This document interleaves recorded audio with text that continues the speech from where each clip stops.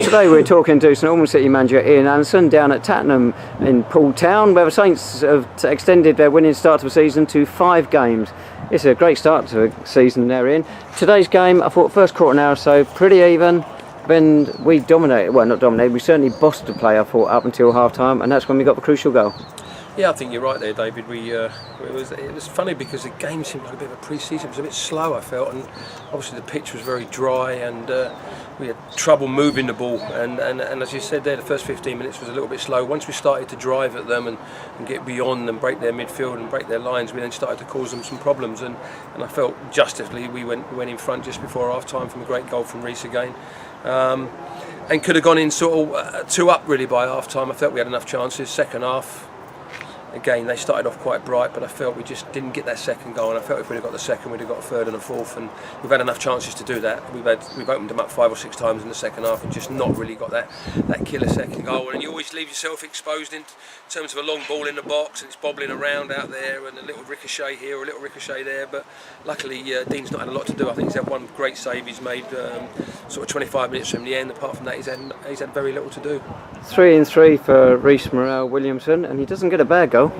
No, and this is, when we spoke to Luke Garrard at Bournemouth about him, and obviously Junior Lewis spoke to him about him, and they both give us a very good CV, and I think he's shown that. And even the goal against Hitchin in the Hearts Charity Cup was a great goal. So no, he's come to the table. He's scored 3 very good goals, and 2 of them have been really important so far. Towards the end of the game, when you're 1 up away from home, you're looking to keep possession, which I thought we tried to do today, but we kept giving the ball away. Would these younger players be better off just keep going for it? Well, sometimes it's difficult because they've got a lot to learn, and we see when young Percy came on, we've got a ball in the corner and there's a couple of minutes to go and he's trying to put a cross in the box. It got cut out, and the next thing they're on the counter attack, and it'd have been silly for us to go and give something away. But he'll learn from things like that. We can teach him, we can talk to him, we can point him in the right direction. I just said to him in there that the second time he got it, he kept the ball in the corner and he got a throw in for us. So already he's learnt some stuff that he has to do, especially in the last sort of 3 or 4 minutes of the game away from home. A difficult place to come and play. Poole, who were in the playoffs last year, and we've come away with 3 points, which was excellent over what the week we've had in terms of Chelmsford and Poole away. We've been here twice before, and twice before we've lost, and coming down here today we had a terrible journey, something like 4 hours, whatever mode of transport you used. And on top of that, you were forced to make some changes to the team as well.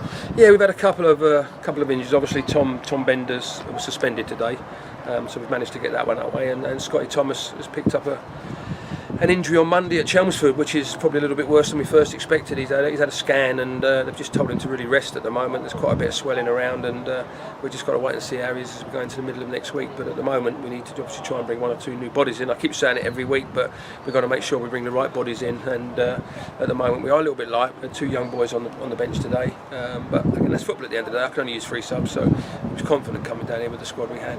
With the limitations we had, must be all the more pleasing to keep that second successive clean sheet.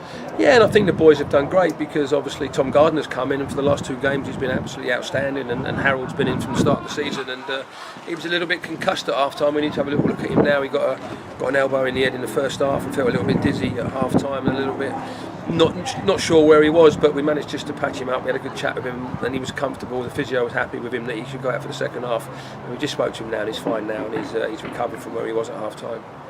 5 straight wins, Ian, can you believe it? Well, in football, you can't believe anything that goes on in football, and as I said to you, there's very small margins, and we've got 5 tough games coming up now, and you look at it and you think, okay, let's try and win as many as we can. But you see the spell we went through last year. I never expected us to go 10 games, I think, without winning a game. So that's football at the end of the day. We'll take it. I'll enjoy it while it's there, but we know that the next game, Concord at home, and then obviously Braintree away, is going to be really, really tough. And if we're not on our games, then we'll get punished. And 5 straight wins could quite easily have been done with 3 or 4 defeats. So we'll have to accept it as it is at the moment. I'm pleased. The players have been excellent. We've kept clean sheets. We've created chances again today. We should have put the game to bed long before the final whistle. We should have been 2 or 3 up and the game done. We haven't. We've hung on. We've kept a clean sheet, as I say. Picked the 3 points up, and let's take it forward to the weekend. Happy to have a clear week going into a Concord match? Yeah, we need it just to clear up one or two injuries, and just want a bit of tiredness as well. I mean, this has been a tough, from the first day we've been back on the 1st of July, we've not stopped in terms of training, playing, and then we've gone into this week in terms of, I think that's our 5th game in 10 days, so 14 days. So nice clear week this week. We can just clear one or two of the niggles up and then go into the weekend where we've got another 2 games in 3 days. 2 games against the Essex sides, and Concord gave us problems last season down at their place, although we did kick off the season with a win at home to them. Yeah, and we've had them both watch this season, and both are playing very, very well. I mean, Concord at Wealdstone, although Wealdstone for the first sort of 20-25 minutes done really well. After that, Concord bossed it in the second half, and certainly we went and watched Braintree on Tuesday night at Thurrock, and they were an excellent side, and I was really shocked how well they actually played, and they should have come away with a victory there. In the end, they've got undone by some defensive frailties late on, but for long periods, Braintree dominated that game, and they've gone and won again today. So against Hampton, so it's going to be a tough game on both next weekend. And as I said to you there, if we're not on our toes and we're not right and we don't prepare properly, then we'll struggle to pick up any points at all next weekend. You've spoken previously of how young this squad is compared to last season. How pleased are you with the character of the side coming down to places like Poole and picking up tough victories? Well, I think when you go with youngsters, there isn't any fear, and they're going to make mistakes, and we understand that. But there's an energy about them which we can't take away from them, because the energy is what's given us the results so far.